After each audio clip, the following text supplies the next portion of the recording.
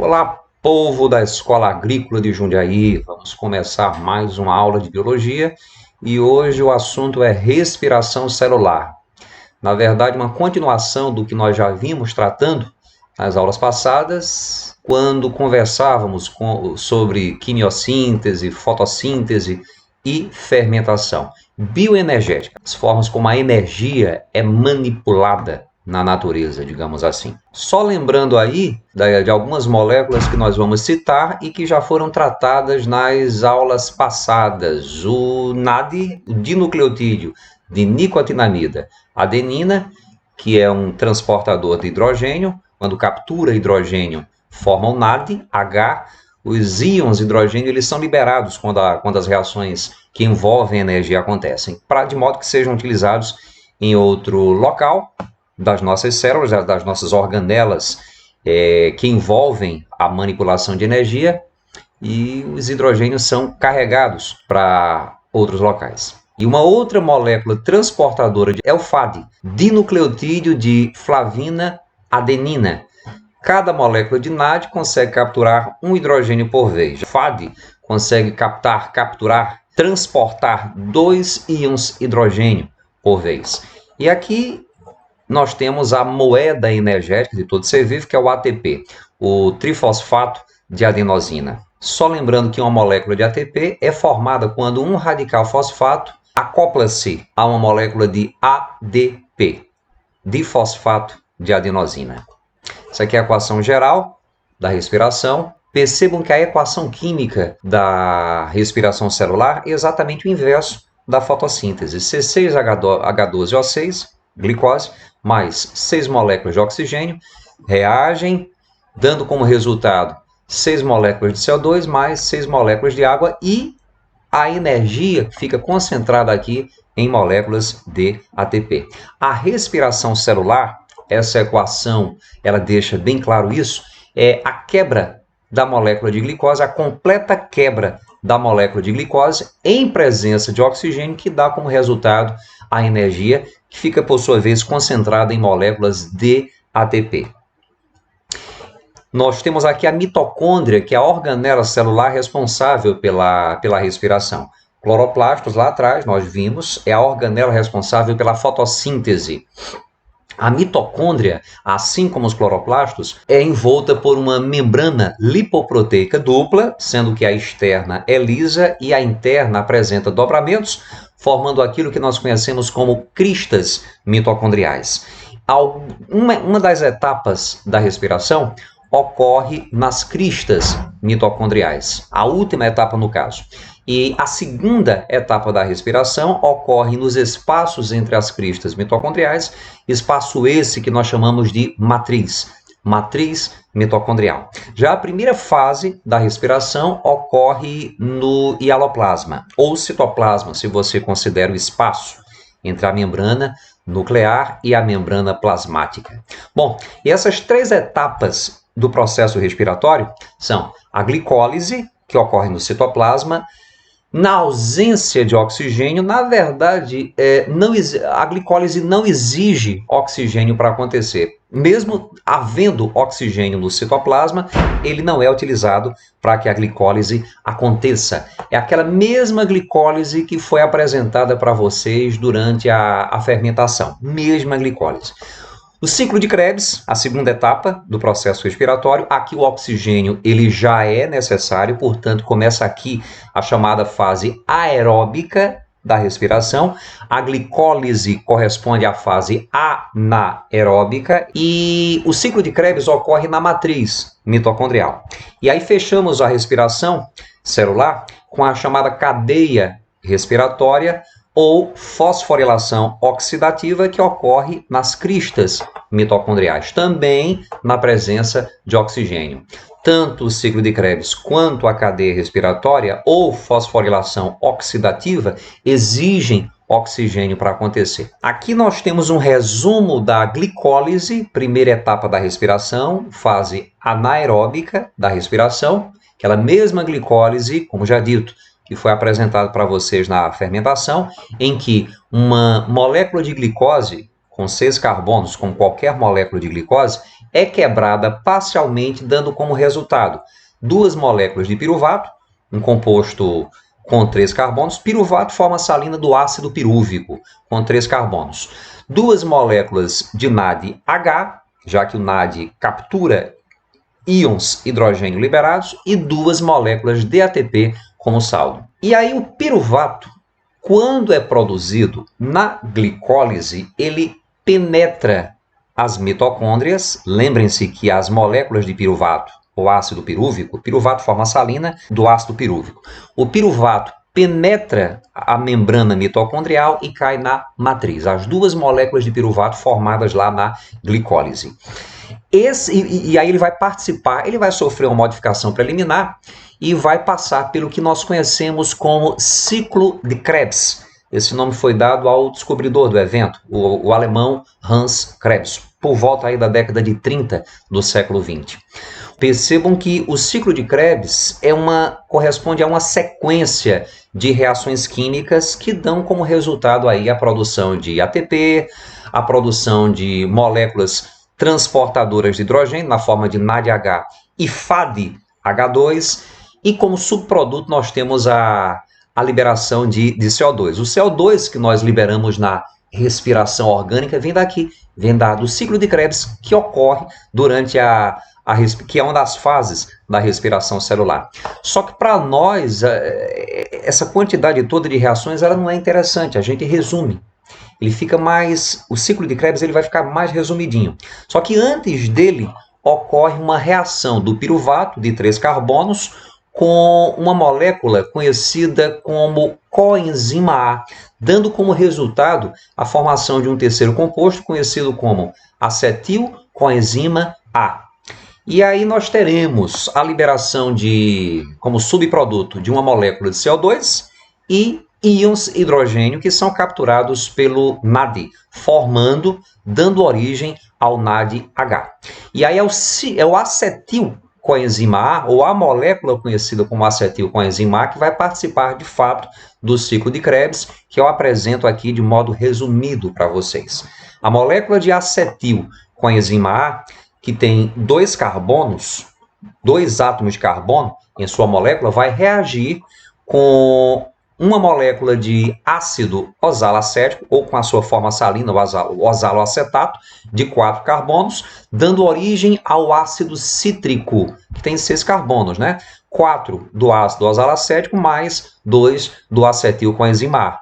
No final das contas, nós temos 6 carbonos aqui. O ciclo de Krebs ele também é conhecido como ciclo do ácido cítrico, por conta de o ácido cítrico ser o primeiro elemento formado. O ácido cítrico, então, ele vai ser convertido num outro composto conhecido como alfa-cetoglutarato, de 5 carbonos. Quando isso ocorre, nós temos a liberação de mais uma molécula de CO2 e de mais hidrogênio, que é capturado por uma molécula de NAD, formando NADH. O alfa-cetoglutarato, por sua vez, ele vai ser convertido numa outra substância conhecida como ácido succínico. Percebam que o ácido succínico tem 4 átomos de carbono, o alfa-cetoglutarato tem 5. Isso por conta da liberação de carbono na forma de CO2. Ocorre também liberação de hidrogênio, mais uma vez é capturado pelo NAD, e liberação de energia, que é utilizada para a formação de uma molécula de ATP. O ácido succínico é convertido em ácido oxalacético com liberação de hidrogênios que são capturados. Um deles pelo NADH e 2 por uma molécula de FAD, dando origem ao que nós conhecemos como FADH2. Esse ácido oxalacético ele vai estar prontinho para reagir com uma nova molécula de acetilcoenzima A, dando início a um novo ciclo de Krebs. Isso aqui nunca para. Sempre o ácido oxalacético vai ser regenerado e vai reagir com a nova molécula de acetilcoenzima A que aparecer por aqui. Isso aqui é o saldo final do ciclo de Krebs. Mas a reação preliminar responsável pela formação do acetilcoenzima A. Nós temos ao final 4 moléculas de NADH, 1, 2, 3, mais 1 formado na reação preliminar, uma molécula de FADH2, que aparece aqui no finalzinho do ciclo, e uma molécula de ATP. Só que quando a glicólise, a primeira etapa da respiração acontece, são formadas duas moléculas de piruvato, ou duas moléculas de ácido pirúvico. Então, cada uma dessas duas moléculas de ácido pirúvico vão ser convertidas em acetilcoenzima A e vão participar de um ciclo de Krebs em separado. Então, tudo que nós temos como saldo do ciclo de Krebs, nós vamos considerar em dobro, já que 2 ciclos de Krebs acontecem por molécula de glicose que é quebrada. E aí nós passamos para a última fase da respiração celular, que é conhecida como fosforilação oxidativa. Quando moléculas de NADH e FADH2, produzidas na glicólise e no ciclo de Krebs, passaram pelo que nós conhecemos como cadeia respiratória. É uma transferência de elétrons ao longo de uma série de substâncias transportadoras, em que vai haver gradual liberação de energia e essa energia vai ser utilizada para a produção de ATP. No caso, cada molécula de NADH tem energia suficiente para a conversão, para a produção de 3 moléculas de ATP, na fosforilação oxidativa, enquanto cada molécula de FADH2 tem energia suficiente para a produção de apenas 2 moléculas de ATP. Enquanto esses elétrons vão sendo transferidos de aceptor para aceptor, a energia dos elétrons vai forçando a penetração de íons de hidrogênio para o interior das cristas mitocondriais, e quando eles estão em altíssima concentração, eles retornam com força para o interior da mitocôndria, para a matriz mitocondrial, melhor dizendo. Só que essa passagem vai se dar através de uma proteína de ATP sintase bem semelhante àquela que nós trabalhamos na fotossíntese, e isso vai promover uma rotação. Isso aqui funciona, como já dito, como um rotor gerador de energia. E a energia vai ser liberada aqui, gerada e utilizada para a conversão para a produção de moléculas de ATP. Mais uma vez eu mostro para vocês aqui como é que uma ATP sintase funciona. Os íons de hidrogênio vão passando por aqui, vão promovendo um giro da ATP sintase e as moléculas de ATP vão sendo produzidas. Isso aqui é uma teoria, tá, gente? Isso aqui é o que nós chamamos de teoria quimiosmótica da cadeia respiratória.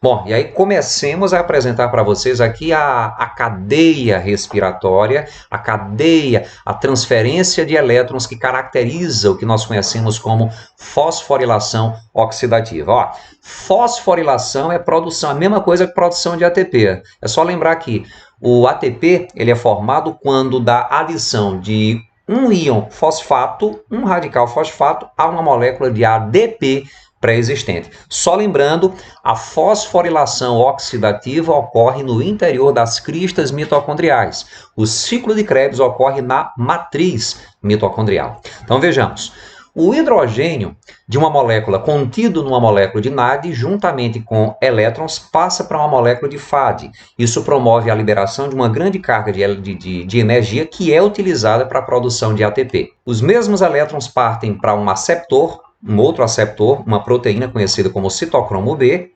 liberando energia, só que essa energia não é utilizada para a produção de ATP. Os hidrogênios também são liberados, como é representado aqui. Os mesmos elétrons partem para um segundo receptor, conhecido como citocromo C, a liberação de energia, que é utilizada para a produção de mais uma molécula de ATP, 2 ATPs formados até agora. Os elétrons partem para um outro aceptor, citocromo A liberação de energia. Essa energia dessa vez, essa quantidade de energia não é suficiente para a produção de ATP. Os 2 elétrons partem então para um citocromo, conhecido como citocromo A3. Do citocromo A, os 2 elétrons partem para o citocromo A3, com liberação de energia. Essa energia é utilizada para a produção de ATP.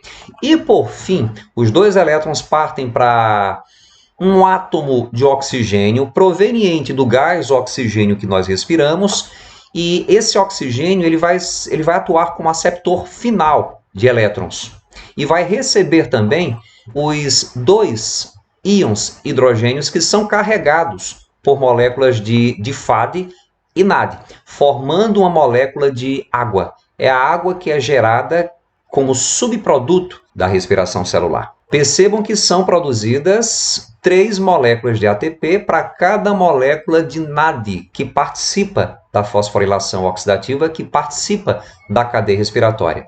Diferente de quando o FAD participa.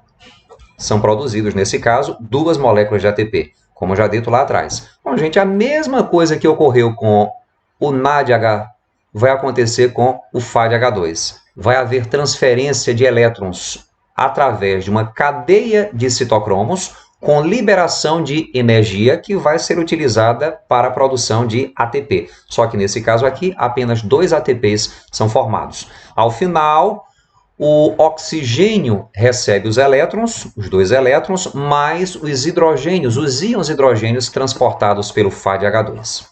E aqui nós temos o saldo final, o saldo energético final da respiração celular.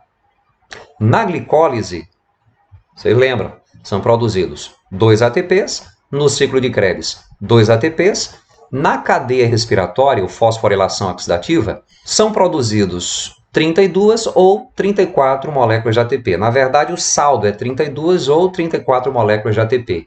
É que nas células eucariontes, quando o piruvato ele vai penetrar a mitocôndria, há um gasto de 2 moléculas de ATP. Então, em células procarióticas, 34 moléculas de ATP é o saldo da respiração. Procariontes que fazem a respiração, tá? Nem todos fazem. E nas células, nos organismos eucariontes, 32 moléculas de ATP apenas são produzidas na cadeia respiratória a partir de NADH e FADH. O saldo total, 36 ou 38. Isso aqui é o saldo teórico. Na verdade, em torno de 30 moléculas são produzidas. Só um adendo aqui é que no ciclo de Krebs, o que é produzido, na verdade, não é o ATP. É uma outra molécula conhecida como GTP, que é muito parecida com o ATP. Aqui nós temos o saldo energético considerando 2 ciclos de Krebs, ok? Já que são produzidos na glicólise 2 moléculas de piruvato. É muito melhor perceber um defeito em si mesmo do que dezenas nos outros, pois o seu defeito você pode mudar. Tchau, tchau.